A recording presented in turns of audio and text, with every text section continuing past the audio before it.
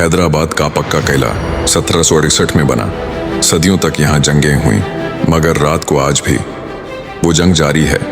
आज हम आपको लेकर चलते हैं हैदराबाद के उस पक्के किले में जो 1768 से खड़ा है। पक्का का किला हैदराबाद का सबसे पुराना राज। यहाँ सदियों तक हुकूमत रही, यहाँ खून बहा, यहाँ जंगें हुई, यहाँ लोग मारे गए।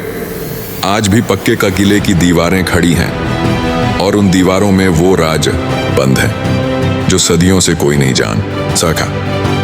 हैदराबाद के एक पुराने रहायशी ने बताया, रात को पक्के किले के पास से गुजरो, अंदर से आवाजें आती हैं, घोड़ों की टापें, तलवारों की खनक, जैसे सदियों पुरानी जंग अभी भी जारी हो। एक रात वो पक्के किले के पास रुका, ऊपर देखा। किले की सबसे ऊंची दीवार पर एक साया था, नेजा हाथ में लिए, पहरा देता हुआ। उसने आंखें मली, दोबारा देखा, साया भी वहीं था। उसने कदम उठाया, साया भी उसकी तरफ मुड़ गया, जैसे देख रहा हो। वो भागा।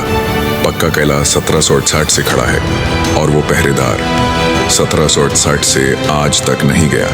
हैदराबाद वालों, क्या आपने कभी रात को पक्के किले के पास से गुजरते हुए कुछ महसूस किया? नीचे बताइए।